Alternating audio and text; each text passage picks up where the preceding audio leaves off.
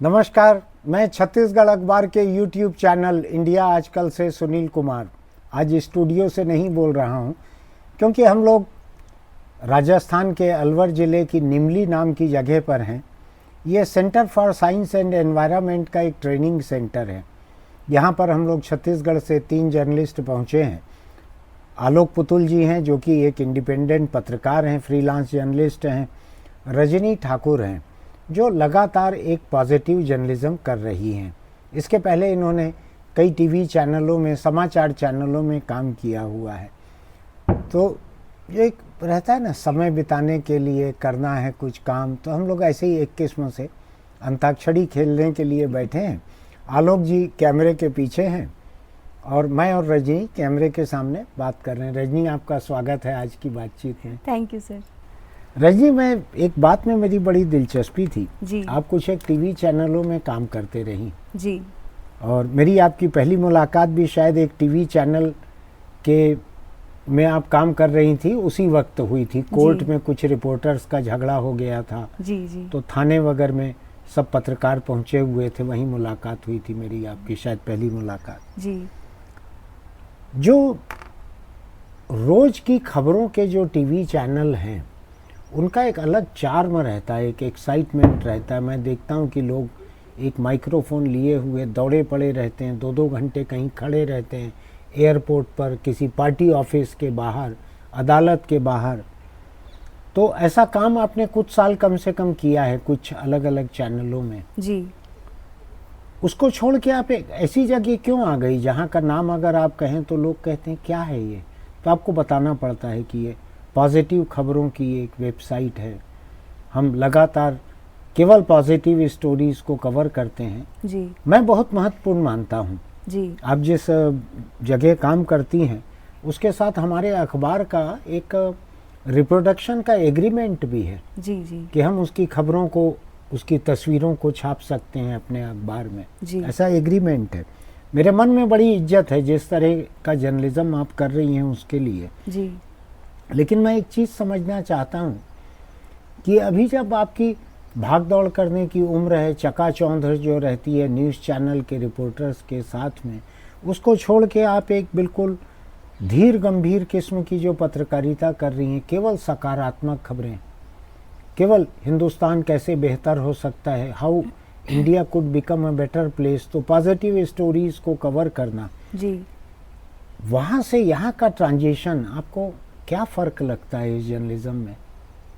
Sir, आलोक sir हमारे साथ हैं, भले ही कैमरे के पीछे हैं, लेकिन ऐसे एक बहुत ही इनफॉर्मल चर्चा हो रही थी, क्योंकि आलोक सर से अक्सर हम लोग कोशिश करते हैं कि कुछ सीख पाएँ, कुछ तो समझ पाएँ। तो उन्होंने एक मैं बात भी कही कोशिश थी। करता हूँ, जब मिलते हैं कुछ न कुछ सीखता हूँ उनसे। जी। तो उन्होंने एक बात कही थी कि हम जो अभी ज़्यादातर जो खबरें कर रहे हैं, वो एक दिन के बाद वो कबाड़ हो जाती हैं, वो रद्दी हो जाती हैं। लेकिन बतौर पत्रकार हम सब की कहीं ना कहीं, जब भी हमने सोचा होगा कि पत्रकार बनेंगे, तो मन में ये तो बिल्कुल नहीं रहा होगा कि ऐसी खबरें करें जो 10 मिनट के बाद ही स्क्रीन से हट गई और उसकी कोई वैल्यू नहीं है। हम सब ऐसी खबरें करना चाहते हैं जो दस्तावेज की तरह इस्तेमाल की जा सके। तो इस चीज़ को हम भूल ही जा रहे हैं। हमको वो एक दिन की जो ज़िंदगी है, जैसे आजकल का वक्त है कि एक दिन में पता नहीं कौन वायरल हो जाता है, कौन सा चेहरा जिसको कोई नहीं जान रहा था कल तक, वो एकदम लोगों को पसंद आ जाता है। लेकिन वो जितनी तेज़ी से वायरल होता है, उतनी ही तेज़ी से गायब भी हो जाता है। हमारे इलेक्ट्रॉनिक मीडिया में, या जो एक आम तौर पे मीडिया का ढर्रा हम लेके चल रहे हैं, उसमें हम काम भी उसी तरह कर रहे हैं। हमको इस बात से कोई फ़र्क नहीं पड़ रहा है कि जो खबरें हम कर रहे हैं, या जिस तरह से हमारा एक पत्रकार के तौर पर अनुभव हो रहा है, वो आगे हमें कितना काम आएगा, या क्या जो आम लोग भी हैं वो हमको वो तवज्जो दे पाएंगे कि आपने कुछ तो काम किया है। तो उस तरह की कोई खबरें मुझे नहीं लगता कि हम कर पाते हैं, क्योंकि हम वक्त भी नहीं होता है। आपको यहाँ से वहाँ जाना है, वहाँ से वहाँ जाना है। सीएम साहब छींक भी दे, अगर वो आपके कैमरे में रिकॉर्ड नहीं होगा तो ये दिक्कत की बात हो जाती है। मतलब बस छोटी सी बात है, लेकिन इतनी ही बारीकी से कवरेज करना होता है। तो आप लोग कोरोना के दौर में भी छींक वगैरह रिकॉर्ड करते रहे क्या सीएम की? नहीं सर, उस समय तो खुद ही वो ज़्यादातर बाइट जो है वो फ़ोन पे आती थी। तो उस समय मतलब हमारी वैल्यू कहीं ना कहीं मुझे लगता है कि बहुत से लोगों को ये समझ में आया होगा। कोरोना की आपने अगर बात की कि कोरोना के दौरान ऐसा नहीं था कि न्यूज़ चैनल्स चल नहीं रहे थे, लेकिन कोई भी कैमरामैन नहीं निकल रहा था क्योंकि कोई किसी से मिल भी नहीं रहा था, ना कोई रिपोर्टर निकल रहा था। तो मुझे लगता है कि हमें ये समझना चाहिए कि बिना कैमरे के, बिना माइक आईडी के भी खबरें हो सकती हैं, लेकिन अगर एक इंसान के तौर पर, एक पत्रकार के तौर पर है, तो हम वहाँ पर एड ऑन क्या कर रहे हैं, वो चीज़ ज़्यादा इम्पोर्टेंट है। तो अब आपको लगता है कि जो टीवी चैनल का रोज का जो भागम भाग था जी, उससे दूर आकर हाँ आप एक ऐसे न्यूज़ ऑर्गेनाइजेशन के लिए काम कर रही हैं जी, जो देश की सबसे पॉजिटिव स्टोरीज, सकारात्मक कामयाबी की, समाज में जिसका बहुत बड़ा योगदान है, ऐसी स्टोरीज करता है जी, आपका संस्थान। जी, तो मेरे मन में बड़ी इज्जत है संस्थान के लिए, आपके काम के लिए भी, आपका काम भी Thank you, देखा है मैंने। जी। क्या लगता है आपको वहाँ से निकल के जब यहाँ पे आई, तो आपको अच्छा लगता है कि आप उस चार्म को, ग्लैमर को मिस कर रही हो? मैं तो मिस नहीं करती हूँ सर। मुझे ये ज़रूर लगता है कि और भी मतलब फील्ड पे रहने की कोशिश ज़रूर होती है। अभी मैं जहाँ पे हूँ द बेटर इंडिया में, तो यहाँ पे हमारा काम का पैटर्न थोड़ा अलग है, तो ये ज़रूर मुझे लगता है कि फील्ड पे कुछ और वक्त रहने का मौका मिले, जितना रहने को मिले उतना अच्छा है, लेकिन चार्म को मैं मिस नहीं करती हूँ, क्योंकि मुझे खुशी इस बात की होती है कि अगर मैं किसी इलेक्ट्रॉनिक मीडिया में रहते हुए कहीं पे 5 घंटे रह के आई, लेकिन 5 घंटे के बाद मेरे हाथ में हासिल क्या आता है, कुछ भी नहीं आता है।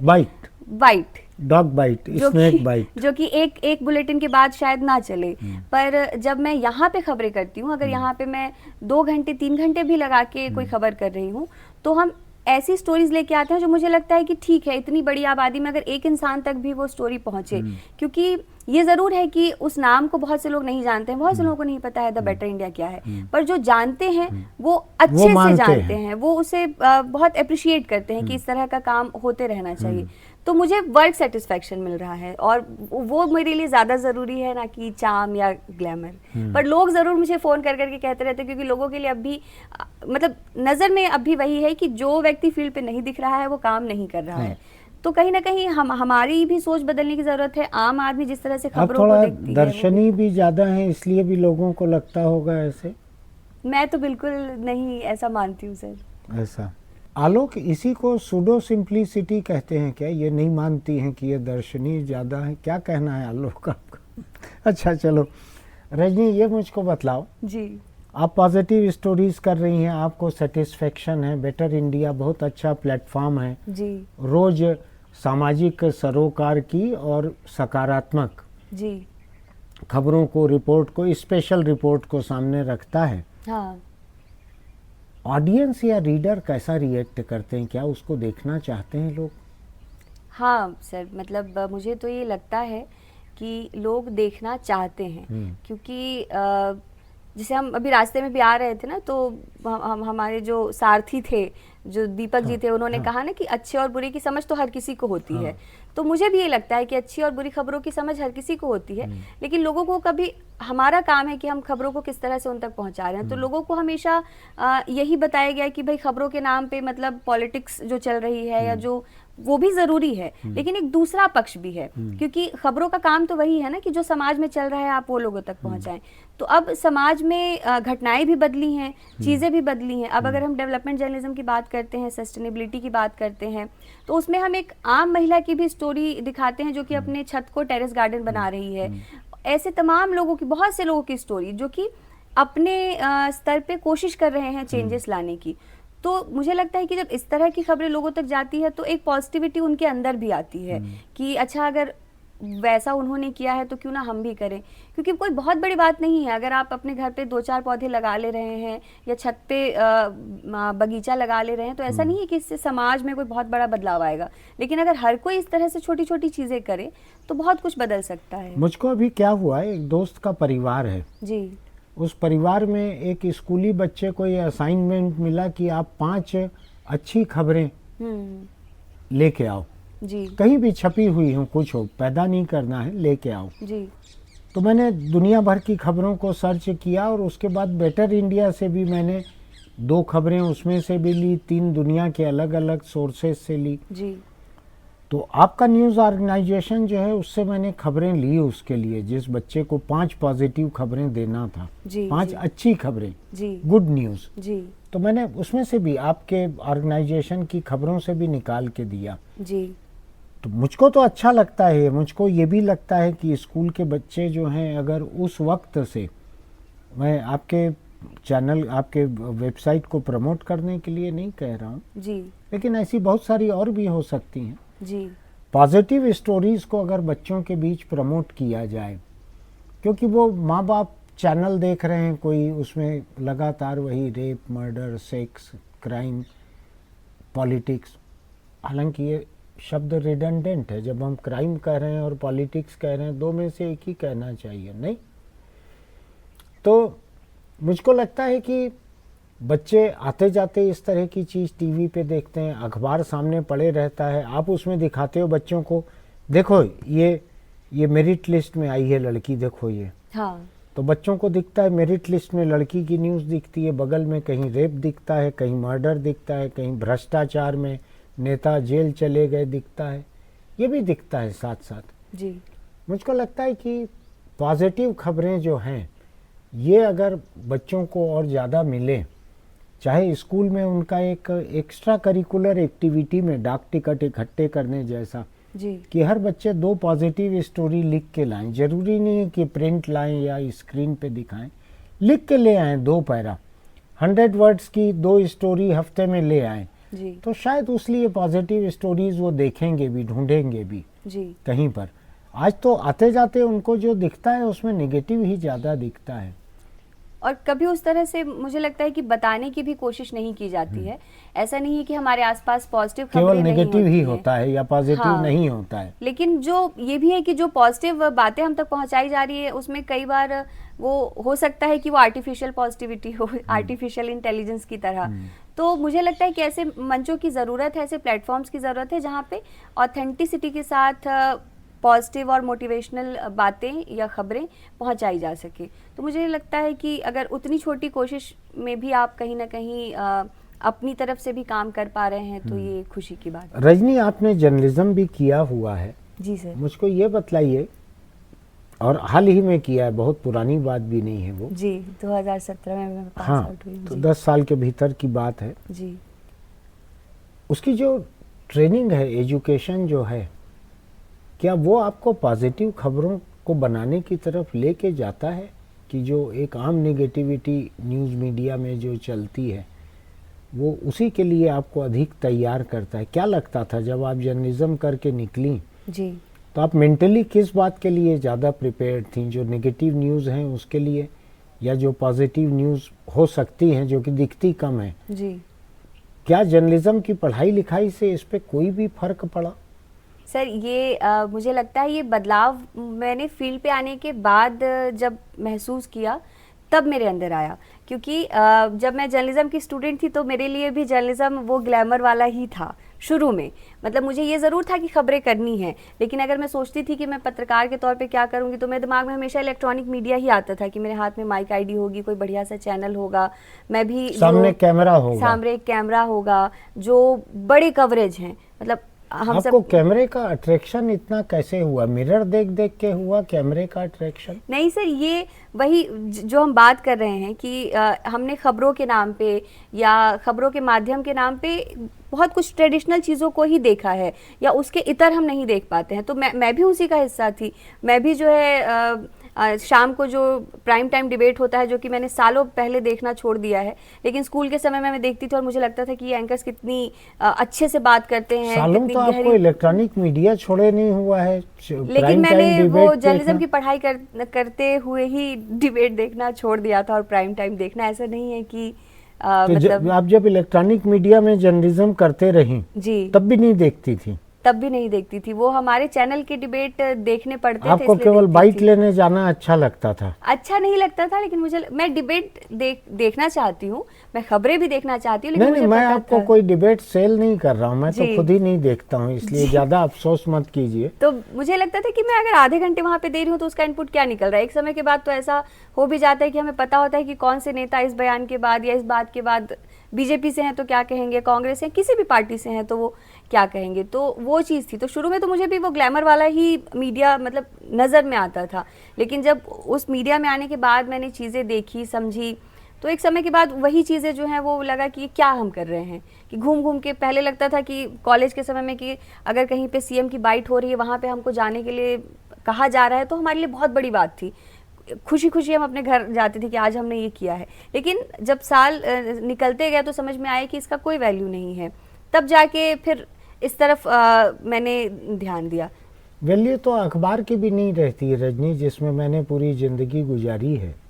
अगले दिन सवेरे वो कहीं कोई रोटी बांधता है, कहीं कोई टट्टी बांधता है उसमें बच्चे की।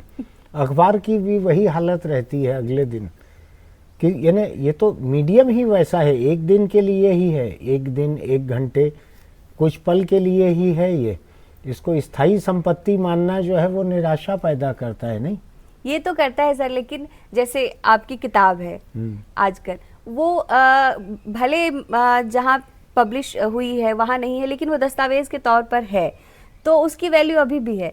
लेकिन आप देखिए जब डिजिटल मीडिया में एक दिन में, अभी आपने देखा होगा जो विवाद हुआ था, जैसे इंडियाज गॉट लेटेंट वाला जो विवाद हुआ, उन्होंने सारे वीडियोस हटा दिए। यानी कि जो भी आपका काम है सिर्फ उस प्लेटफॉर्म की या उस प्रोग्राम की बात नहीं है। डिजिटल मीडिया में एक दिन में सब कुछ अगर आ सकता है तो गायब भी हो सकता है। तो वो दस्तावेज के तौर पर रखना और उसको संभाल पाना, और उस सिर्फ दस्तावेज के तौर पर रखना ही नहीं, ऐसा दस्तावेज जो आने वाले सालों में भी कीमती हो, तो वैसा काम जो है हमें करने का मौका कब मिल रहा है। मैं अब एक आखिरी सवाल आपसे कर रहा हूँ जी। जो बच्चे हैं जी। स्कूलों में जो पढ़ रहे हैं, वो कई तरह के प्रोफेशन में जाना चाहते हैं। हमारे यहाँ डॉक्टर, इंजीनियर, अभी थोड़ा लॉ की पढ़ाई भी करने लगे हैं बच्चे। जी। कोई ज़्यादा बच्चे इधर उधर की पढ़ाई में जाते नहीं हैं। नहीं जाते हैं। मीडिया की यूनिवर्सिटी खुली हुई है छत्तीसगढ़ में, जी। 1500 बच्चों की फर्जी एडमिशन भी उसमें नहीं दिखती है जी। उस यूनिवर्सिटी में। आप मीडिया को एक प्रोफेशन के रूप में, जी, न केवल इलेक्ट्रॉनिक, न केवल प्रिंट, न केवल डिजिटल, एक प्रोफेशन के रूप में मीडिया को किस तरह से देखती हैं, और जो बच्चे इस प्रोफेशन में आना चाहें जी, उनके बारे में आपकी क्या सलाह है? आप सीधा कैमरे में देखकर बोलिए ताकि बच्चे जो हैं जी, वो सीधा सीधा आपकी बात को सुन सकें। मैं इसको एक बिल्कुल गाइडेंस के हिसाब से चाह रहा हूँ कि बच्चे जो हैं जी, वो मीडिया में जो आने का सोचते हैं, जी, या आप सोचती हैं आना चाहिए, जी। तो मीडिया एज अ प्रोफेशन, इस बारे में आपका क्या कहना है बच्चों से? सर, पहली बात तो मुझे लगता नहीं है कि अभी मैंने इतना समझ लिया है कि मैं कोई सलाह दे सकूं, लेकिन अभी आप खुद ही मार्ग ढूंढ नहीं पा रही हो, तो दूसरों को मार्ग क्या दिखाओगी? जी। लेकिन चूंकि सवाल है और आपने कहा है कि कुछ जवाब देना है, तो मुझे ये लगता है कि मीडिया में हमें तभी आना चाहिए जब हम समझें कि मीडिया की शुरुआत क्यों हुई, खबरों की ज़रूरत क्यों है, और किस तरह की खबरें हम दिखाना चाहते हैं। मुझे हमेशा ये लगता है कि आपके खबरों के ज़रिए किसी का अगर भला हो रहा है, किसी की ज़िंदगी में बदलाव आ रहा है, कोई परेशान है, उसको मदद मिल पा रही है, इतना अगर आप माध्यम बन पा रहे हैं तो भी बहुत अच्छी बात है। हालांकि हर तरह का जर्नलिज्म होता है, लेकिन जब तक आपको ये नहीं लगता है कि आप सिर्फ ग्लैमर के लिए मीडिया में आना चाहते हैं, तब तक आपको इस सवाल का जवाब ढूंढते रहने की कोशिश करनी चाहिए कि मीडिया में आने के बाद आपकी प्रायोरिटी क्या होगी, आप किन की आवाज़ बनना चाहते हैं। मुझे कई ऐसे लोग भी मिले जिनको लगता है कि मीडिया में बहुत ग्लैमर है, उनको अचानक से जब पता चलता है कि अच्छा किसी जर्नलिस्ट के कमरे में ये हाल है, या उसके कमरे में कूलर लगा हुआ है, पंखा लगा हुआ है, एसी नहीं लगा हुआ है, तो उनको ताज्जुब होता है। लोगों को ये लगता है कि मीडिया में तो बहुत पैसा है, बहुत ग्लैमर है, तो ऐसा नहीं है। हो भी सकता है, होगा, लेकिन अगर आप वाकई में पत्रकारिता करना चाहते हैं तो तभी कीजिए जब आप अपनी तरफ से किसी की ज़िंदगी में बदलाव लाना चाहते हैं या एक सशक्त माध्यम बनना चाहते हैं, जो मीडिया का काम होना चाहिए। मुझे ऐसा लगता है सर। ये बातचीत मैंने आज इसलिए की, कई लोगों को ये बातचीत बड़ी मामूली लग सकती है, लेकिन मैं देखता हूँ कि बच्चे जो हैं, स्टूडेंट्स जो हैं, वो सोचते रह जाते हैं क्या करेंगे बड़े होकर, उनको समझ नहीं पड़ता है। कम से कम मैं अपने वक्त जब कॉलेज पहुंचा तो मुझको समझ ही नहीं आया कि साइंस मेरे लिए नहीं बना हुआ था।